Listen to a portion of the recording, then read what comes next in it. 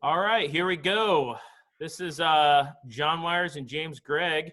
We're here with episode number 3 of the MAREI podcast, and we're here with Kevin Woltkamp, and he's with Oasis Construction and Design, and he's here with us today to give us an update on how he's doing and tell us about his services and what he does for work. Because if you're familiar with our local real estate groups, he's pretty active, and a lot of people know him, and we just hear good things about Kevin. So we wanted to bring him on, have him tell us about what he does day to day, and maybe even offer some tips of construction and any other design you're looking for. So Kevin, you want to go ahead and tell us about who you are and a little pitch about your business?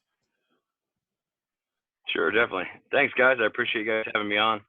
I'm with Oasis Construction and Design, and there's not much that we don't handle. Basically, we're a complete home remodeling service company. We specialize in outdoor living during the warm months. We don't do a whole lot of flips, not much rehab work. I don't like to be stuck inside of the houses when the weather is just, real nice outside.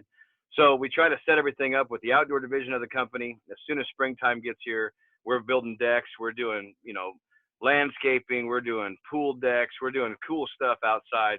And then in the cold weather, we like to get inside, obviously, because I'm getting older and I've been in this for a long time, and I like to feel my fingers in the wintertime. Right.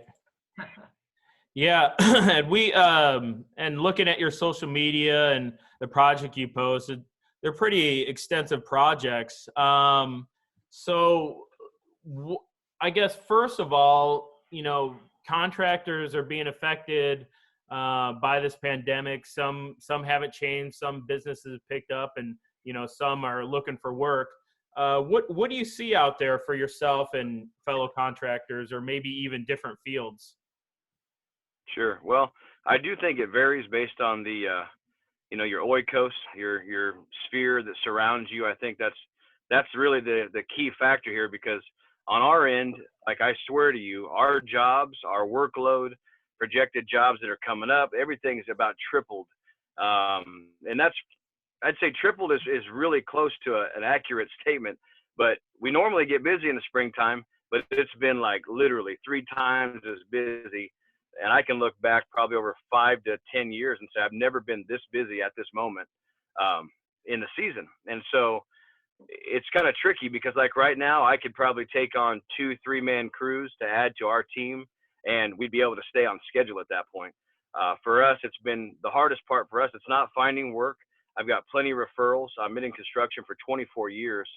And I would say that I like to believe that 95% of our customers, we've left them happy. There's always that small group that, you just can't please no matter what you do. But, 95% I think is pretty good over a 24-year period. For us, it's finding qualified individuals right now. So when I just looked at this last week, the unemployment was at 6.6 million people. And I'm sure that that's gone over that this week alone. Yeah. But I've been looking for people to add to our crews that are qualified for a few weeks now. And so that's what's difficult for me, probably because I'm picky as well. Like, I don't like to leave jobs looking, like the cheap guy came in and did it, So right. I'm picky on that end. I do have some friends in the trade, though, that are hurting right now. And, we've subcontracted some work out to them just to help them and also help to keep us on schedule. But for us, like, really the main thing we're doing that's different, we go approach customers. Obviously, I'm sticking to the social distancing. I don't want to get sick. I don't want, take that home to my baby or my family. So when we're in somebody's home, we're wearing masks. We're still keeping 6-foot distances, but I'm only allowing 2 guys in a home at a time, just because being in close quarters, you don't know who these people have been around. My guys have families, and so, they're gloved up and they're masked up, just so that there's no germ spread. They're cleaning their hands frequently.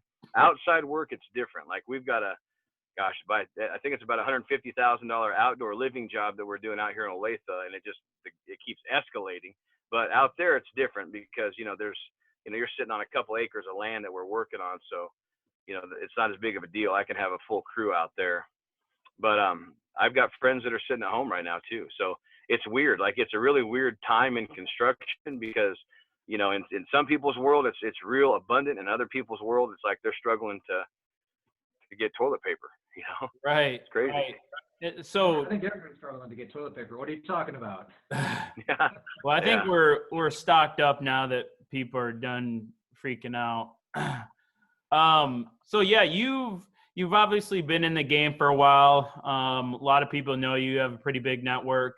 You have integrity, so obviously that's gonna pay back dividends. It sounds like you don't really even have to market much because you're just working off referrals and past customers.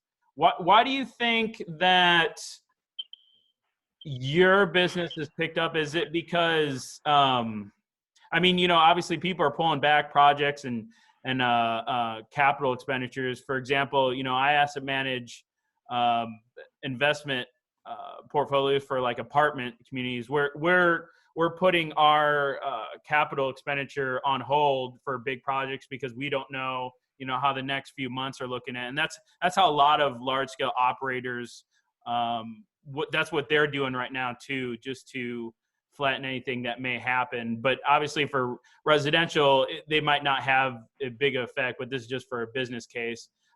Do you know how come your business is picking up? Well, I mean, let me just be transparent. Like I said, in 24 years I've been in construction, I've not always done things right. Like there's times that we struggled. I've gone through 2 business partners before. I mean, like, I'll tell you this, like the part that I think the reason why I consider us, I'm going to call it blessed, is I do believe in the law of attraction. I mean, I do believe that there's things that you can not necessarily speak into existence. I think those things already exist, but you become like a magnet that can attract those types of things. And so, there was times I can remember when I first got started, I kid you not, I bought my first work pickup truck that I bought. It was $100 piece of crap that I had to spend probably 2 weeks just to get the motor running. Like, I've gone from places where I was helping my mom clean up puke in bars. I mean, at one point I was the Blimpie bear for a sub shop. This was when I was a younger kid, but like, for me, it's a work ethic thing. So I believe that karma, the law of attraction, however you want to view it, I believe it just is going to follow me and it's going to like grow exponentially. Now, the part for me that's tricky is that, I'm the guy who, like, I could show up at the job site at 6:30 in the morning and I could be the last one to go home and make sure that everything's, done that needs to be done for the day. The part where I fail, if I can be really transparent, is on the business management side of it, because like I probably get this week alone, it's only Tuesday, I've already got 6 jobs that I need to look at for new estimates. And that's been kind of par for the course for the last month, I would say. Wintertime slowed down, but work still came to me. I look at what we have coming up. I mean, just right now, I've got a large scale project where we're doing 80% of the renovation in Paola, Kansas. I've got this project in Olathe, Kansas that is here. And like I said, it's around 150 grand. It's just an outdoor living job. And there's a potential for another 50 to 75 grand on top of that as the season progresses. That's just at one spot. I've got another one that we're looking at doing for the TV show Bargain Mansions. They just have to clear that with the network to make sure that it works. So like, great opportunities have come, and I believe it's because even though I didn't do business perfect in the past, I learned from my mistakes and I try to make right wrongs whenever they happen. And I think that kind of follows you, and you become a magnet for good things over time if you live that way. And so, like I said, I'm not perfect. I still make errors, but when I see those errors, I do try to correct those things pretty quickly so that I don't stay in that rut, if that makes sense. Right. No, that's definitely good because everyone makes mistakes. This construction is not, cut and dry. And I'm pretty active on the Facebook forums and the real estate community, and I've never heard anything bad. Obviously, we probably wouldn't have somebody on the show that, has a bad reputation anyway, but Sure. You're pretty, you're pretty transparent, down to earth, and I wouldn't assume, anyone would have a problem. And when there is an issue, you definitely take care of it. That's for sure. Now, I wish that went both ways on the investor side of things, because I can tell you, like, when it comes to homeowners, I don't have a problem with. Like homeowners, it's like clockwork. In our contracts, we require X amount of dollars up front before we even schedule you. This is before we order materials or anything. This is just to get put on the schedule. You know, we require X amount of dollars. Now it varies based on the size and the scope of work on that particular job. So what one person may have to come up with is maybe 20%. Another, it could go up to 50%.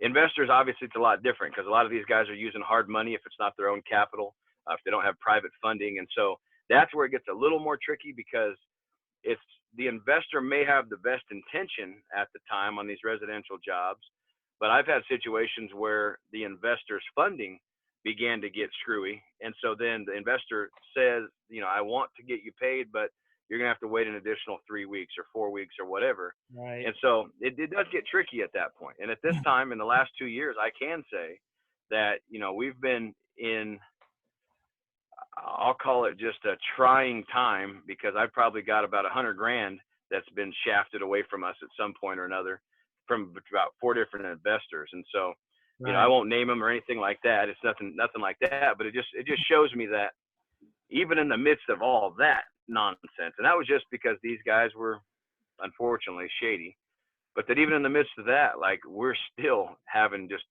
truckloads of work come our way. So it's pretty cool experience. You get to learn a lot. Yeah, I always tell James and I know we investors could definitely be on the cheaper side, but it kind of just, I guess it depends what projects you're working with. You know, if you're working with apartment buildings, you have a little bit leeway. You still obviously need to get returns for investors, but yeah, there are some, I'm sure, and I don't know if you do much work in maybe they're lower income areas. Do you work everywhere? And yeah, I mean, we pretty much do go everywhere. We haven't done much in the urban core. So I could say we've stayed out of that area, and it's not that I'm against doing work there. It's just that, you know, our customers that have kept us busy, they've been in, you know, more of the upper middle class to upper class areas. So like, for instance, this house that we're doing out here in Olathe, you know, it's every bit of $1 million home, and he's adding, you know, more value to this house just by what he's doing on this outdoor setup. And it's their forever home too. So when you spend $20,000 for a house, it's tough to justify contractor work. Yeah. And I'm curious, Kevin, is there, I know it seems like you're kind of shifting that way, especially when you mentioned bargain mansions.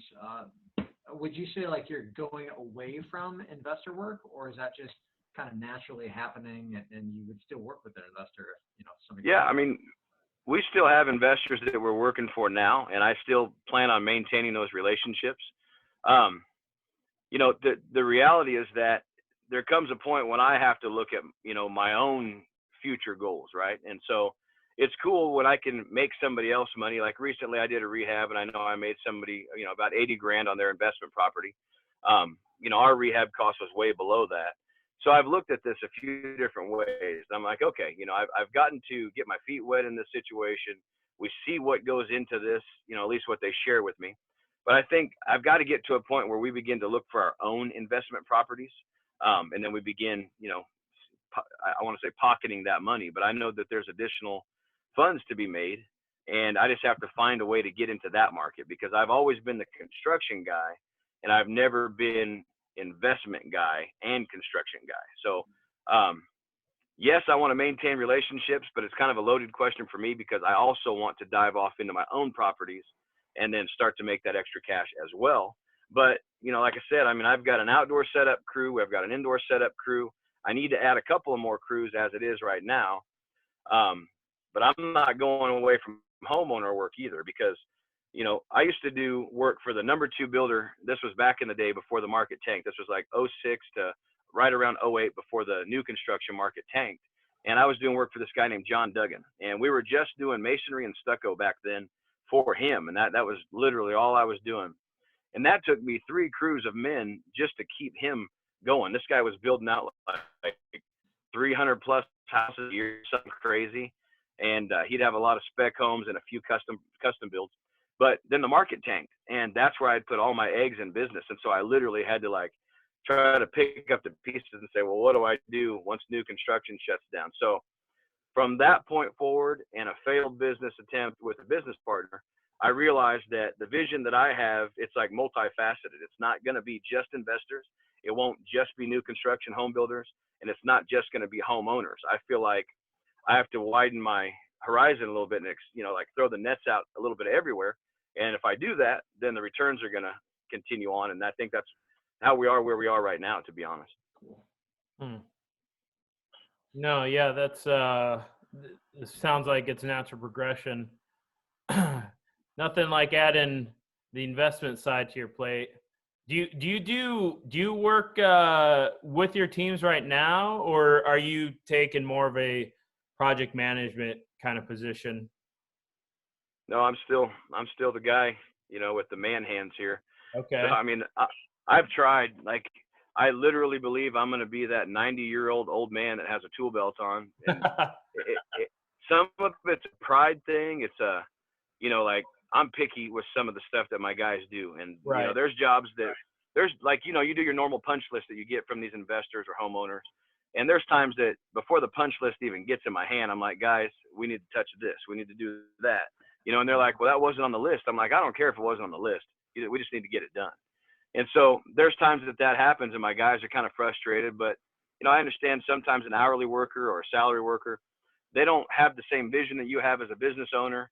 They don't know what your, necessarily your next 5 to 10 year plan looks like. And so for me, I've just had a hard time stepping away completely. I will delegate authority. But again, you've got to be the right guy to allow me to trust you, because Right. at the end of the day, I take this very personal. I'm like, all right, this isn't just a 9 to 5 to me. This is something that's 24/7. Excuse me. And it directly affects my family.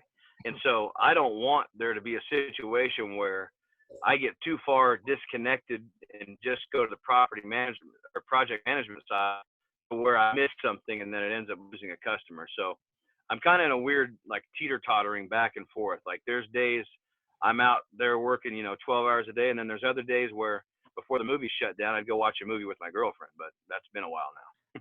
Right.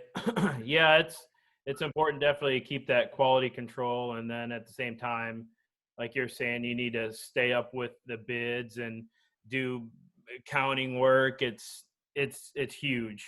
It's a huge burden for sure. And we got a lot of contractors obviously in the crowd and real estate people, so they appreciate your perspective, coming for your business too. Yeah. So let me go ahead. Oh yeah, go ahead, Kevin. I was wondering, would it be possible? So, being that there is a lot of contractors in the crowd, like here's a topic that I know a lot of guys don't always talk about, but I've seen it in some of the different groups as of late, and I think it's this age-old thing, right? So you've got an investor who has like a rehab cost in their head and how they believe it should be, and then you've got a contractor who's over here and they have a separate cost in their head. And so part of the goal here in a good contracting company is that we all understand one job is not going to make us rich. So the last thing that a good contractor is going to want to do is piss off a potential customer and all of their friends and family by giving them some, inflated price for a project that most normal people would do, for 50% less or something. So there's this tricky place, because it's like, I understand I'm doing work for an investor who's going to profit off of my labor. I also have to put profits into my jobs that we do so that we can maintain profitability as well. But I would say that, from a contractor's perspective, some investors get too hands-on, meaning that maybe they're not like fully schooled in the contractor side of things or the construction side of things, but they've got good money and they've got good contacts for the funds. I would like to encourage this, and this would be a dream thing for me. If investors would like literally go sit down with your contractor, don't just invite them to your office, don't just like bark orders at him over a phone call or something, but go sit down with the person and have coffee, have lunch, and literally try to figure out and hammer out a way that you can make this thing a team effort. Because from a contractor's perspective, you want that contractor to take ownership in that house, commercial building, whatever it is that he's working on. Because if he takes ownership in that and he finds pride in doing what he's doing, then that's just going to benefit the investor on the flip side, because that same investor is not going to have to go looking for the next contractor because this one doesn't want to do work anymore. Does that make sense? Yeah. Yeah, definitely. And I know that's kind of it's kind of I haven't done that yet. I've had a few lunch meetings, but very few investors actually want to take the time to actually listen from the contractor's perspective because they already have it set in their mind. It's just dollars and cents. But there's so much more to this to make this thing gel and flow smooth. Yeah. That's huge to, you would think it'd be common sense, to obviously give people a fair bid. It's all about long-term relationships. That's why I tell people too, just because you do one transaction, whether it's an investment deal or a rehab deal like you're talking about, there'd be a lot more scams going on if you get paid so much. Maybe you could do that with like a skyscraper and retire for life, but yeah, you need to have long-term relationships going. And if we're planning to work into our, let's just say 70s, there needs to be, a lot of jobs from here to then, and they, need to be beneficial for both sides because if you do well by them, they're going to obviously have you come back and you're going to continue to do work and stuff like that. So that for sure, that definitely is huge. Yeah, I'm curious, Kevin, what other tips and tricks do you have either for contractors, maybe looking to get into the business, grow, like obviously you're doing, or investors that want to work, especially the contractor that might not have thought of things like, let's sit down and have a meal together and actually talk about how this could go well. What ideas do you have that you can share with the group? For one, so recently we had to kind of work through this with one of our investor people, family. It's like family in essence, but and that's when it comes to bidding. So be specific. Sometimes the investor will create a scope of work, and then they'll assume that the contractor has things included in that scope of work that weren't specific, right? So make sure that your scope of work is walked through with your contractor. And if your contractor is trying to charge you some ludicrous amount of money to come help you develop a scope of work, then you'll know right away that's not the contractor for you, right? So I know that if I got 10 calls tonight, I could not go and spend the next 2 weeks walking through and developing a scope of work for an investor at no cost, especially if I'm just bidding on a project, right? So the investors got their legwork to do, but I would say also, once you've kind of come up with a budget and your contractor's, telling you, yeah, we can keep it within, a few $1,000s of that budget, at that point, you guys should be able to contract up, get everything signed out, but then start to develop this scope of work. And it can be something simple. I mean, it could be something simple like, you've got your budget set, the contractor agrees to a few thousand on that budget, give or take. It can be something simple as just, go to the upcoming property, walk it together, let the contractor give his input after you as the investor share your vision for the house. Because sometimes, like behind walls, there's return vents or there's cash in the walls. That'd be cool. I haven't had that happen yet, but any number of things could come up on a construction site. So just have some, flexibility on that. But something as simple as that can literally go a long ways. It's just communication is king in this thing. That's one simple thing that we had to do recently because I submitted an estimate to an investor specifically based on his scope of work alone. And there ended up being about another, I'd say 25% more work that needed to happen that was not on the scope. And so obviously we had to submit change orders. But that's like a cuss word for some people. And I don't even like doing change orders. I mean, unless it's something that's, clear cut and dry, I don't want to surprise people with, another extra $500, $1,000, $1,500 if not necessary. So that's one thing for the contractors. I would say, let's do our best to kind of own our mistakes. If you've done something wrong, don't try to shaft people. I recently had a contractor. He's a guy in a different networking group. I had 3 bids because that's kind of my rule of thumb. I'll have 3 deep on all my subs. And so if one sub's busy, another guy can come over and all that good stuff. Mm-hmm. Well, I had 2 bids that were within $900 on a roof that got replaced. And this guy, so it was $8,700 and then $81 or $79. I can't remember how it worked out. Well, this guy came in at $13,900. And I even told him, I said, you're off on something. And he was like, no, I use this specific, I think it's Sky View or Eagle View or something like that. Some type of app. And he's like, no, this is what it's showing. I said, well, it's incorrect. I'm like, have you gone to the house? And he said, no, he didn't have time to go to the property. And so it's stuff like that, you know, I will never use that guy ever on anything, even if I have to, you know, hire 50 other guys. He ruined that opportunity. And see, that here's the thing, this is not me being arrogant or cocky. I know that there's something out there in this construction world for me that's much bigger and greater than what I can even see right now. It's much greater than I can even think in my mind. It's just putting the puzzle together to get to that place. Well, this guy's not going to ever be a part of that puzzle. And it's not because I want to be a jerk. It's just that the characteristics and traits of a human that I want to do business with and be friends with don't exist in that man. He thought he was going to get rich quick and charge double on a job, and he ruined it. So contractors, don't do that, because number one, it's not right. There has to be a code of ethics that we stand by that says, okay, if we screwed something up, let's try to fix it. Not every situation can be fixed, and that's when you sometimes have to eat crow and just put your head down and say, I'm sorry, right? But you also don't have to try to screw people over out of their hard-earned money either. So I think both of those would be good starting points for real.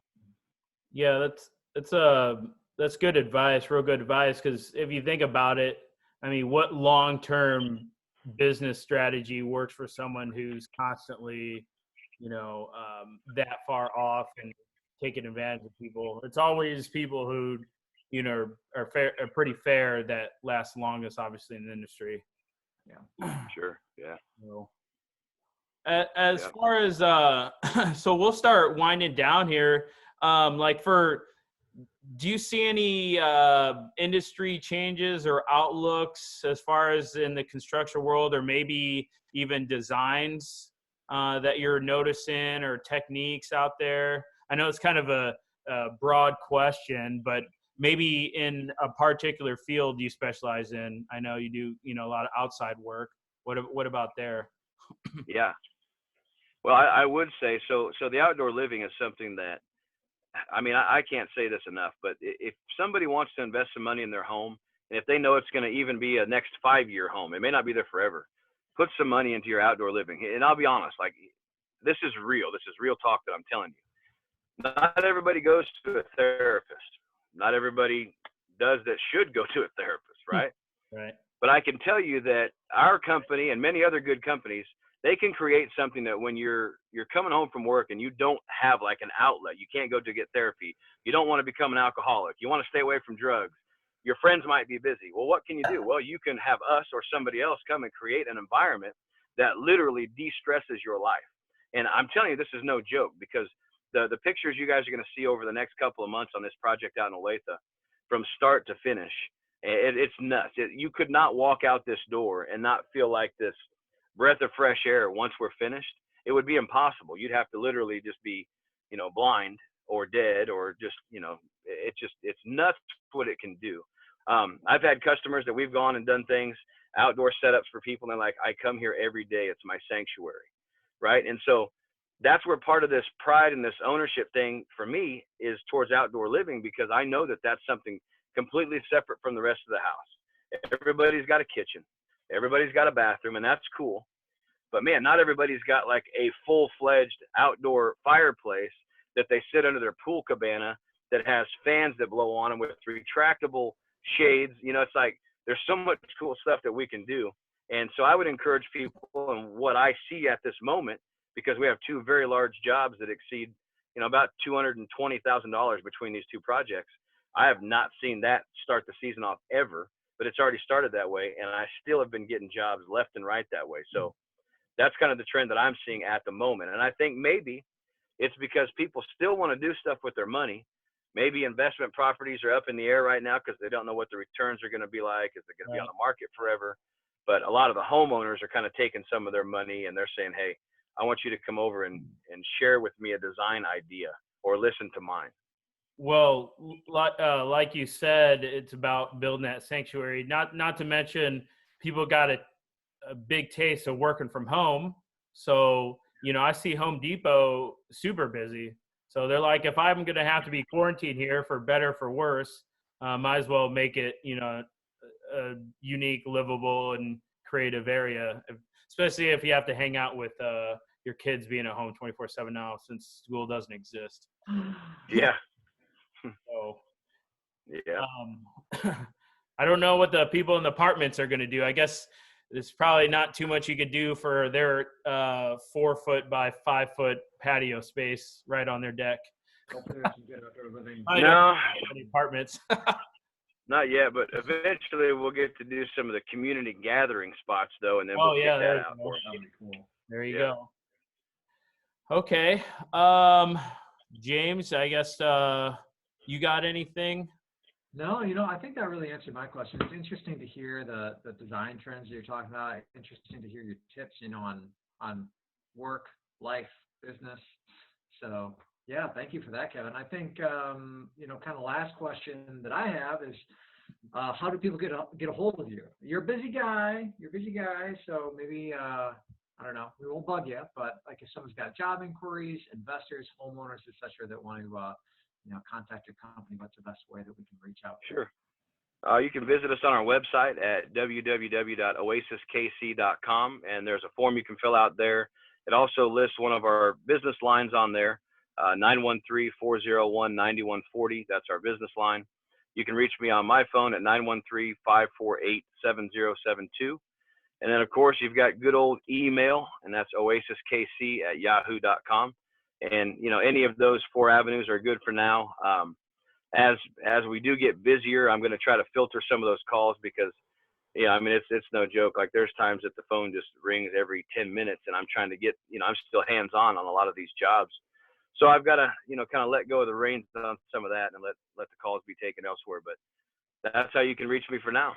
Cool. Or hold on, you can shine that Oasis KC bat sign up in the clouds, and then I can just track you down that way. But I'd rather you just call me. It'd be easier that way. Fair. Do you mind being contacted through Facebook or your business page? Does that work too through the messaging program? Yeah, they all work. Yeah, that all works fine. We've got Facebook. It's Oasis Kansas City as well. Oasis Construction and Design. So we're on there as well. So any way that you can get a hold of me, I'm open to conversate. Sounds good. Cool. No, appreciate it. And just to remind people, like I said, I haven't heard a bad thing about your company. I've had good experiences with you. So I encourage people definitely to reach out to Kevin, to give him a good chance. I'm sure he's going to be top tier quality. And I think your prices are fair too. So I don't think anyone has anything to lose. So awesome. We appreciate you coming out. If James, you don't have anything else, we'll close it down and let him get back to his work. Cool. Yeah. Thanks, Kevin. All right. Yeah. Thanks, guys. I appreciate Cool. the opportunity. Thanks, all. Thanks, Kevin. Yep. We'll see you. Bye.